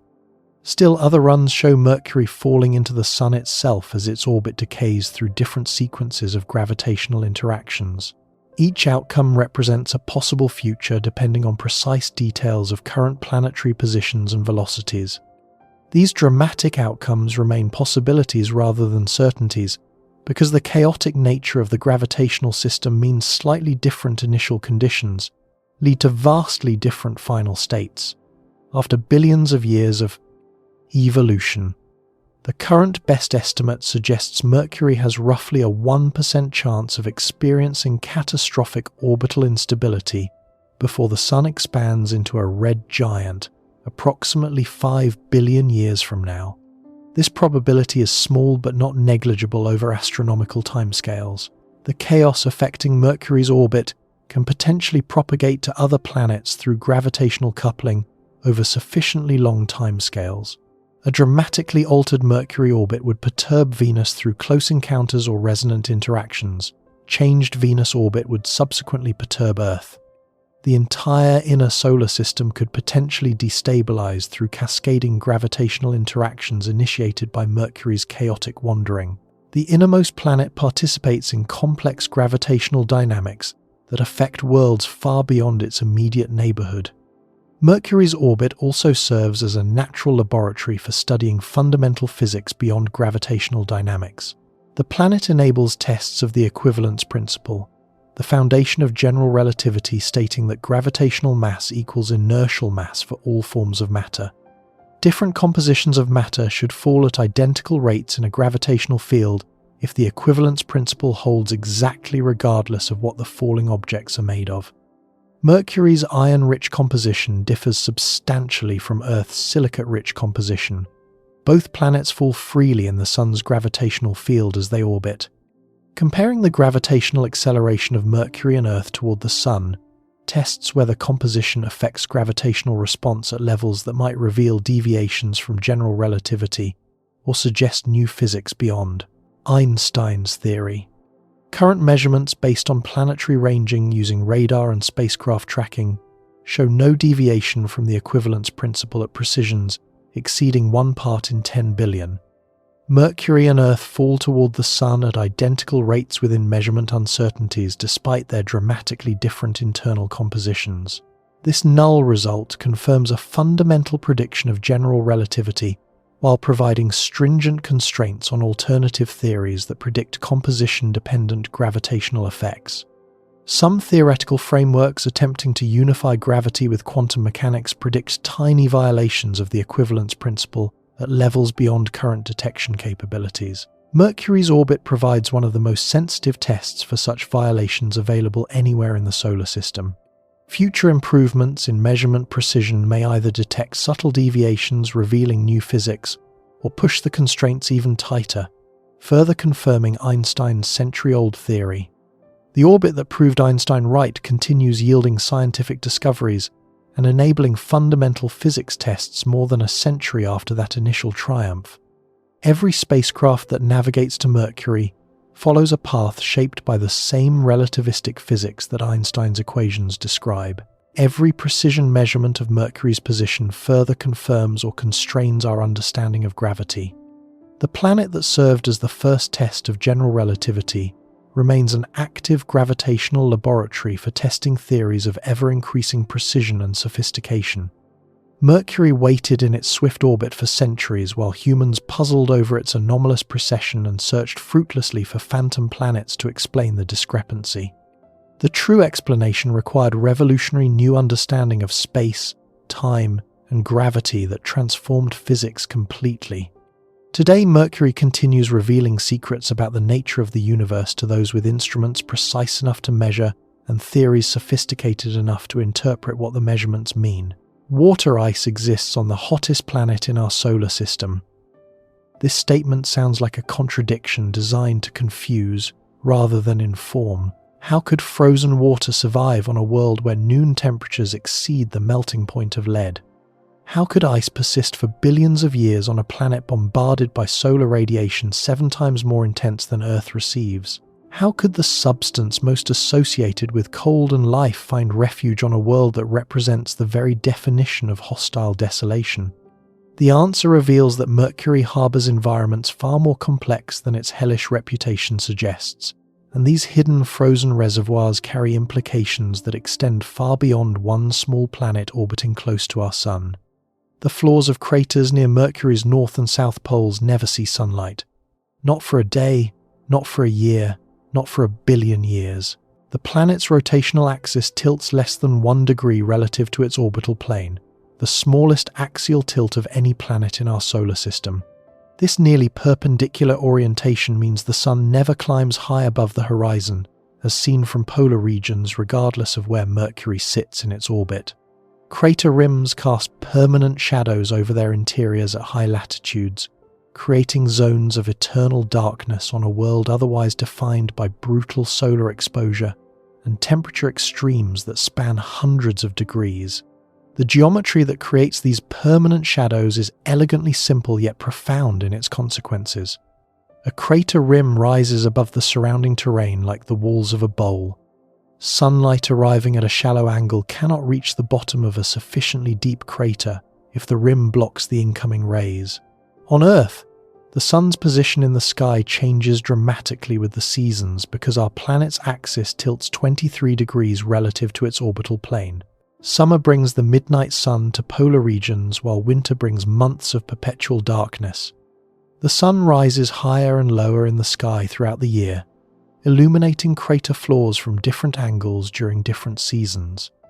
No crater on Earth could maintain permanent shadow because the Sun eventually shines into every depression from some direction during the annual cycle of axial orientation relative to the Sun. Mercury experiences no such seasonal variation in solar illumination geometry. The Sun traces nearly the same path across Mercury's sky throughout the planet's 88-day year because the rotational axis points in essentially the same direction, regardless of orbital position. A crater deep enough to block sunlight at any point during the year blocks sunlight at every point during the year without exception. Shadows that exist today have existed continuously since the craters formed billions of years ago during the heavy bombardment that scarred all the inner planets early in solar system history. Within these permanent shadows, temperatures plummet to values that have nothing to do with Mercury's scorching reputation. Direct measurements and sophisticated thermal models indicate temperatures reaching negative 170 degrees Celsius in the darkest crater floors. Some particularly well-shielded locations with favourable geometry may be even colder. These temperatures are colder than the surface of the Moon's shadowed polar craters, which exist much farther from the Sun. Colder than any recorded temperature on Earth, even in the depths of Antarctic winter at the highest elevations. Cold enough to trap water ice against the vacuum of space, essentially forever on timescales measured in billions of years. The discovery of these remarkable ice deposits began not with spacecraft visiting Mercury, but with radar observations conducted from Earth in 1991. Astronomers using the powerful Arecibo radio telescope in Puerto Rico and the Goldstone antenna in California bounced radar signals off Mercury and carefully analyzed the reflected energy returning to Earth across millions of kilometers of space. Radar provides unique information about surface properties because different materials reflect radio waves differently depending on their composition, roughness, dielectric properties, and other physical characteristics. Certain regions near Mercury's poles returned radar signals with unusual characteristics that immediately caught researchers' attention and sparked intense scientific discussion. The reflected signals showed unusually high brightness and distinctive polarization properties completely unlike anything observed from the rest of Mercury's surface or from other airless rocky bodies in the inner solar system. When circularly polarized radar waves bounce off rough, rocky surfaces, the polarization typically becomes randomized or reversed through multiple scattering events.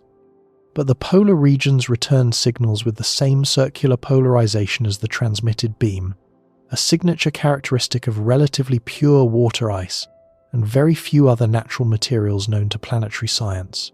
The radar bright regions clustered exclusively near the north and south poles, exactly where permanent shadows would exist given Mercury's minimal axial tilt. The correlation between radar brightness and predicted shadow locations seemed far too strong to be coincidental. Multiple independent analyses by different research teams using different assumptions all concluded that water ice provided the most plausible explanation for the unusual radar signatures. Alternative explanations involving unusual rock compositions, exotic surface textures, or other materials could not reproduce the observed properties as convincingly as the ice hypothesis.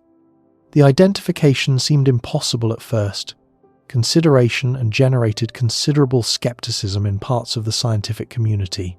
Water ice on Mercury violated every intuition about the innermost planet developed over decades of planetary science.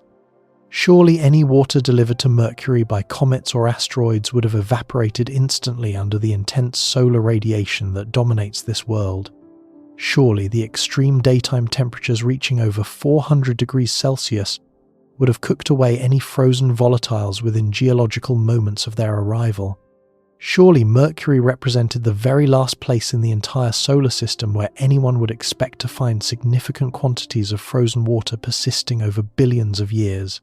The permanent shadows changed the calculation entirely and resolved the apparent paradox through straightforward physics.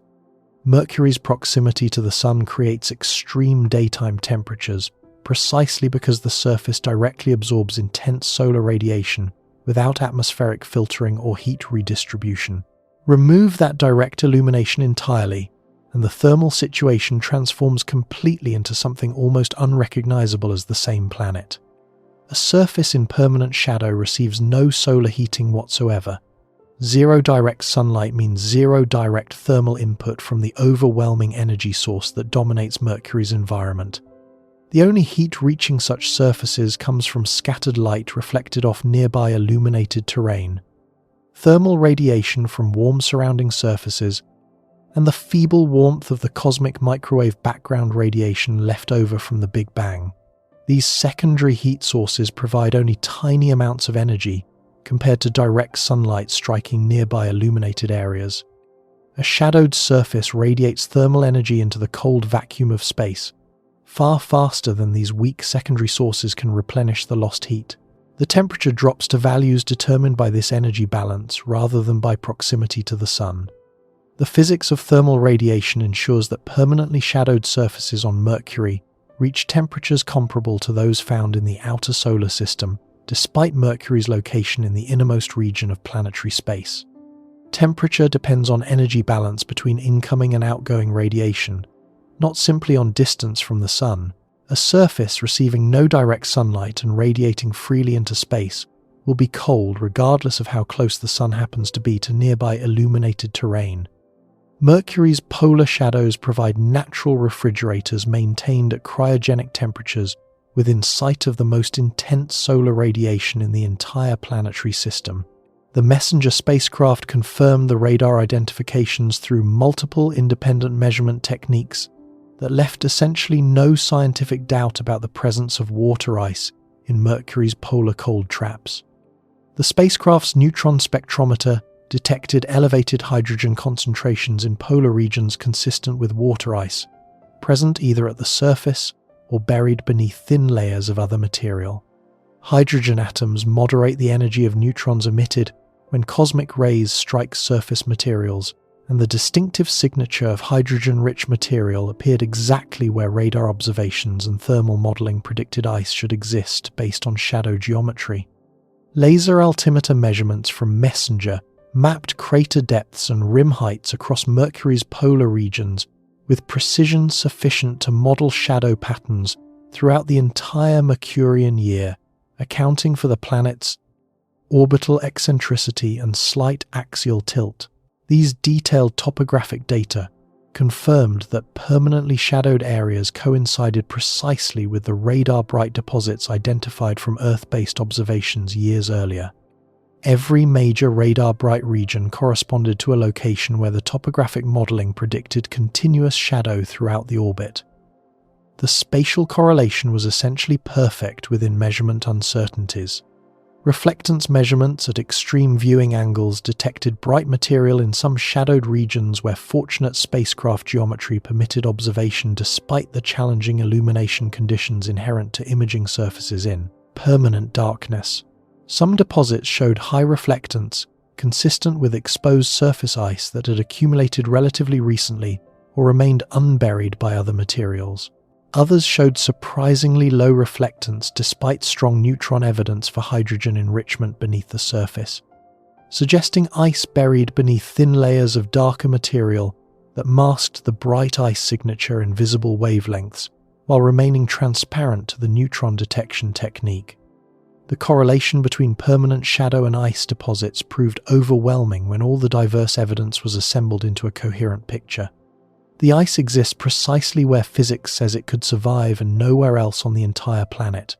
Mercury's polar ice deposits represent frozen archives preserved in nature's deepest freezers, maintained at cryogenic temperatures for time spans measured in billions of years since the craters that housed them formed during ancient bombardment.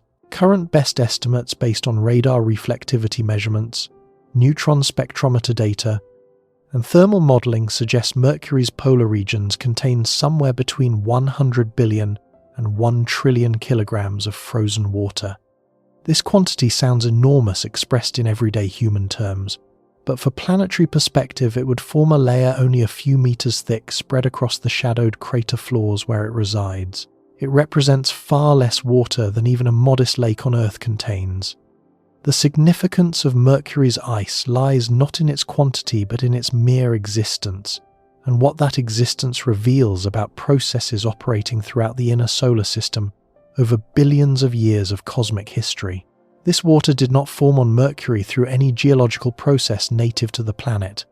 Mercury possesses no volcanism producing water vapor, no chemical reactions generating water from native rock materials, no mechanism whatsoever for creating water molecules from the iron-rich silicate rocks that compose its surface and mantle. Every molecule of ice in Mercury's polar cold traps arrived from elsewhere in the solar system, delivered by comets and asteroids that struck Mercury over billions of years of bombardment history, continuing from the planet's formation to the present day. Comets consist largely of water ice mixed with dust and organic compounds, frozen remnants from the cold outer reaches of the solar system where temperatures remained low enough for ice to condense directly from the primordial solar nebula that birthed all the planets. These dirty snowballs occasionally fall inward toward the Sun, on elongated orbits that carry them through the inner solar system where the terrestrial planets reside. Some strike the inner planets directly, delivering their volatile payloads through violent impacts that vaporize both impactor and target material instantly upon collision, at velocities measured in tens of kilometers per second. A comet striking Mercury would vaporize completely upon impact, releasing water molecules into the planet's negligible atmosphere, along with enormous quantities of rock vapor, dust, and other debris. The impact energy would be sufficient to dissociate many water molecules into their component hydrogen and oxygen atoms through the tremendous temperatures generated by hypervelocity collision. The explosion would scatter material across the surrounding terrain and launch gases into ballistic trajectories above the surface that would carry them across significant fractions of the planet before they returned to ground. Most of this released water would escape to space almost immediately after liberation from the impacting comet. Water molecules exposed to the intense solar radiation environment near Mercury dissociate rapidly into hydrogen and oxygen atoms through photochemical processes driven by abundant ultraviolet light. These individual atoms quickly achieve escape velocity in Mercury's relatively weak gravitational field and leave the planet forever, joining the continuous stream of material lost from Mercury's surface and exosphere to interplanetary space. The intense solar wind compounds this loss by physically stripping atoms from the exosphere through momentum transfer during particle collisions. Any water exposed to direct sunlight on Mercury disappears within hours or days at most through these combined loss processes. But some water molecules follow random trajectories that carry them toward the poles before they encounter the destructive sunlight that would end their existence. A water molecule bouncing across Mercury's surface in random directions through a process physicists call ballistic hopping might, by pure chance, hop into a permanently shadowed crater before photodissociation destroys it. The molecule would strike the frigid crater floor at temperatures far below water's freezing point and instantly freeze solid to the surface. Once trapped in the shadow, the molecule would never receive enough thermal energy to escape the cold trap that had captured it. The molecule would remain frozen in place, essentially forever. Over billions of years, this statistical process accumulated the ice deposits that radar and spacecraft now detect, despite the apparent impossibility of ice surviving on the hottest planet. Each comet impact contributed only a tiny fraction of its total water content to the polar cold traps, with most water being lost to space immediately after impact liberation. But even a small survival fraction multiplied by billions of years of occasional impacts adds up to significant quantities through patient accumulation. Each asteroid carrying hydrated minerals locked in its rocky composition added its smaller contribution through the same ballistic transport mechanism.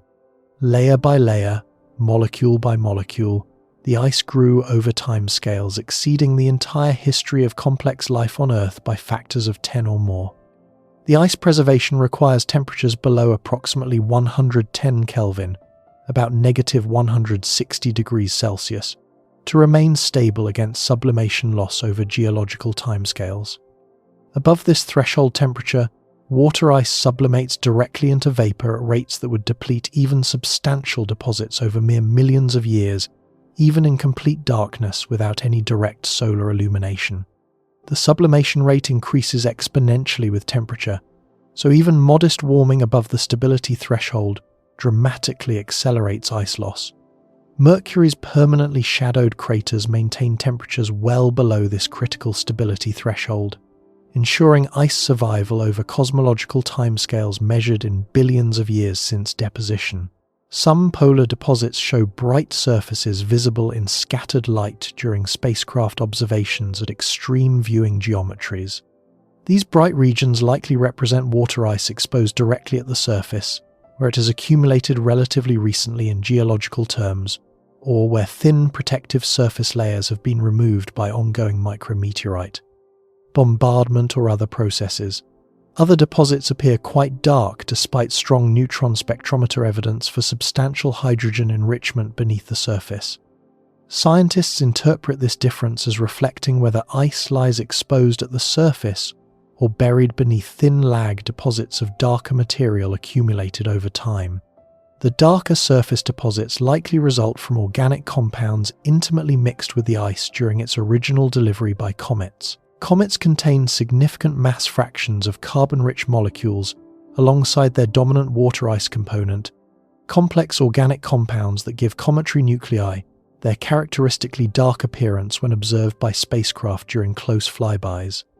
When cometary material reaches Mercury, and some small fraction eventually finds its way into polar cold traps through ballistic transport, these organic compounds accompany the water and freeze alongside it. Over billions of years, radiation processing by cosmic rays and energetic solar particles penetrating into the shadows gradually alters these organic compounds chemically. darkening them through polymerization and other radiation-induced reactions, while leaving the underlying water ice intact beneath a thin, protective organic rind.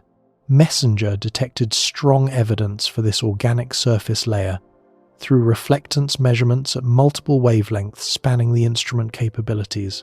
The permanently shadowed regions show dramatically lower reflectance than surrounding sunlit terrain in visible wavelengths, consistent with a surface layer of dark radiation-processed organic material rather than bright exposed ice. The dark material appears to be only a few tens of centimeters thick based on thermal modeling and neutron penetration depth considerations, thin enough that neutron spectrometers can still easily detect the hydrogen signature of ice beneath, but thick enough to completely dominate optical appearance in reflected light measurements. This layered structure preserves a remarkable record of the mixed composition of cometary and asteroidal material that delivered volatiles to Mercury over the entire history of the solar system since the end of heavy bombardment. The polar ice deposits are not chemically pure water but complex mixtures of water ice, organic compounds of various types, and probably other volatile species, all trapped together in the same cold environments and preserved essentially unaltered since their deposition billions of years ago. The existence of ice on Mercury carries profound implications for understanding volatile distribution and delivery mechanisms throughout the inner solar system where Earth and the other terrestrial planets reside. The boundary between ice-rich and ice-poor regions of the protoplanetary disk, called the snow line or frost line by planetary scientists, they was thought to lie near the asteroid belt, roughly 2.5 astronomical units from the Sun during the epoch of planet formation. Inside this critical boundary, temperatures in the young solar system exceeded the condensation point of water ice, preventing frozen water from participating in planet formation directly as a solid building block. Mercury formed far inside this frost line in the hottest region of the disk, where temperatures were highest, and ice could never have existed as a stable solid contributing to planetary growth. Yet ice demonstrably reached Mercury despite the planet forming in a region fundamentally hostile to ice survival under normal circumstances. Comets, originating in the cold outer solar system far beyond the snow line, carried water across this compositional boundary and delivered it to the innermost planet through impacts spanning billions of years. Some tiny fraction of that delivered water found refuge in permanent polar shadows, where it remains today as frozen testament to this delivery process, operating across the full radial extent of the solar system. This same delivery mechanism almost certainly brought water to early Earth through identical processes operating over similar timescales. Our planet also formed inside the snow line, where native water ice could not have contributed directly to planetary assembly as a primary building material. Earth's vast oceans, containing over 1 billion cubic kilometers of liquid water, must have arrived through the same process of volatile delivery by comets and water-bearing asteroids over hundreds of millions of years during and after the main phase of planetary formation. Mercury's polar ice demonstrates compellingly that this volatile delivery process operated effectively even at the closest planetary distances to the Sun, where conditions were least favourable for ice survival after delivery. The discovery of ice on Mercury also illuminates the concept of planetary habitability in ways that extend far beyond this particular world to inform the search for life throughout the cosmos. Traditional definitions of habitability focus on global surface conditions, averaged across an entire world. A planet is considered potentially habitable if liquid water could exist stably on its surface under the prevailing global temperature and pressure conditions. By this traditional and rather restrictive definition, Mercury ranks among the least habitable worlds imaginable in the entire solar system, with temperatures averaging hundreds of degrees above water's boiling point across most of its surface area for most of its orbital period. But the polar ice deposits demonstrate compellingly that planetary environments can contain highly localized niches with conditions vastly different from global averages that dominate simple habitability assessments. Mercury's surface averages conditions that would destroy any conceivable form of biology instantly through a devastating combination of extreme heat, intense ionizing radiation, and complete absence of liquid water or protective atmosphere. Yet specific locations on that same hostile surface maintain temperatures where water ice remains stable indefinitely over billions of years. The same planet hosts both the hottest and some of the coldest surface environments in the entire inner solar system, depending entirely on precise geographic location and illumination geometry. This concept of environmental niches fundamentally extends the search for potentially habitable conditions throughout the cosmos, beyond simple global assessments. A world that appears globally uninhabitable based on average surface conditions might nonetheless harbor highly localized environments where conditions permit liquid water, complex prebiotic chemistry, or perhaps even life in forms we might not initially recognize. The search for habitable environments must consider local conditions, special geometries, and unusual circumstances, rather than just global averages that can mask important spatial variations in habitability potential. Mercury itself almost certainly harbors no life, despite possessing substantial polar ice deposits preserved over billions of years. The ice remains frozen solid at temperatures far below where any known biochemistry or any reasonably hypothesized biochemistry could operate as liquid water, essential for life as we understand it. No liquid water exists anywhere on Mercury under any current conditions.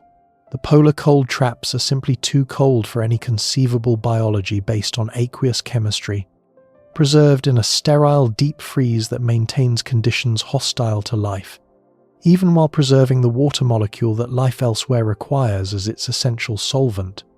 But the principle that Mercury illustrates applies broadly across the cosmos to worlds we have not yet examined closely. Extreme worlds can contain moderate niches. Hostile planets can harbor unexpected refugia, suitable for preservation or perhaps even origin of complex chemistry. The thousands of exoplanets discovered orbiting other stars throughout our galaxy include many worlds significantly closer to their parent stars than Mercury orbits our Sun. These ultra-short-period planets complete full orbits in mere hours or days, baking in stellar radiation far more intense than anything Mercury experiences, even at perihelion. Surface temperatures on their permanent dayside hemispheres may exceed 1000 degrees Celsius or climb even higher depending on stellar properties, hot enough to vaporize rock itself and create exotic atmospheres of silicon monoxide and metallic vapors. Any conventional atmosphere of lighter gases would be stripped away rapidly by intense stellar radiation pressure and winds. The surfaces of these worlds seem utterly inhospitable to any imaginable form of life or complex chemistry by any reasonable scientific standard. Yet if such worlds possess axial tilts as small as Mercury's minimal inclination, and if they possess impact craters of sufficient depth located near their rotational poles, those craters might harbor permanently shadowed floors where temperatures plummet despite the nearby stellar furnace heating surrounding terrain to incandescence. Ice delivered by comets from outer regions of those planetary systems could accumulate in polar shadows through exactly the same physical processes that filled Mercury's cold traps over billions of years in our own solar system. The mechanisms operating on Mercury represent universal physics applying wherever similar geometric and thermal conditions occur, regardless of distance from Earth or details of the parent star. Understanding Mercury's polar ice, therefore, contributes directly to assessing potential volatile reservoirs and habitability niches throughout the galaxy on worlds we can observe only as points of light in distant telescopes. The innermost planet of our solar system serves as an accessible and well-characterized test case for processes that must operate on countless worlds around other stars that we can study remotely but never visit directly regardless of future technological developments. Mercury provides essential ground truth for calibrating theoretical models that we then apply with appropriate confidence to interpret observations of exoplanets orbiting stars dozens or hundreds of light-years from Earth. No mission has yet directly sampled Mercury's polar ice to determine its detailed composition, isotopic ratios, or organic content. The technical challenges of landing a spacecraft in permanent shadow exceed current engineering capabilities by substantial margins. A lander operating in eternal darkness would have no access to solar power whatsoever.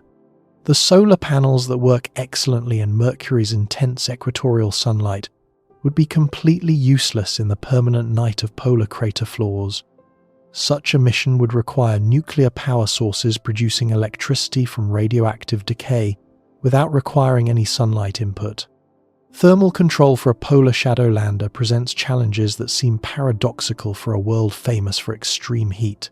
The lander would need to stay warm rather than cool, preventing its systems from freezing solid at temperatures approaching -200 degrees Celsius that would destroy electronics and mechanisms designed for more moderate environments. Waste heat from the nuclear power source could help maintain survivable internal temperatures, but the thermal design philosophy would be fundamentally inverted from anything used on previous Mercury mission concepts designed to operate in sunlight. Communication with Earth from within a permanently shadowed crater floor poses geometric difficulties that mission designers would need to solve through careful positioning or dedicated relay infrastructure. The same crater rim that blocks all sunlight would also block direct line of sight to Earth for significant fractions of the communication geometry. Orbital relay satellites visible from both the shadowed lander and Earth simultaneously would add complexity, cost, and failure modes to an already demanding mission architecture. Despite these formidable obstacles, the scientific rewards of sampling polar ice directly justify continued investment in technology development toward this ambitious goal over coming decades. Mercury's polar ice may preserve the most pristine and accessible samples of outer solar system volatile material available anywhere in the inner solar system for direct study. The permanently shadowed cold traps have maintained temperatures below 100 Kelvin continuously for billions of years since their formation. Conditions that would preserve volatile organic compounds and isotopic signatures destroyed elsewhere by solar, heating, aqueous alteration, or geological processing. These deposits represent time capsules from the early solar system frozen in perpetual darkness awaiting future exploration. Beyond the remarkable polar ice, Mercury preserves fundamental mysteries that decades of spacecraft exploration have illuminated but failed to resolve definitively. The origin of the planet's anomalous iron enrichment that we explored earlier remains genuinely uncertain despite extensive data collection and theoretical modeling efforts.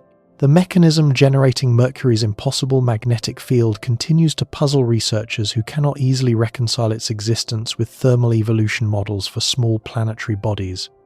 The strange hollow formations discovered by MESSENGER may represent ongoing geological activity through volatile sublimation, but the specific volatile species involved remain unidentified with certainty.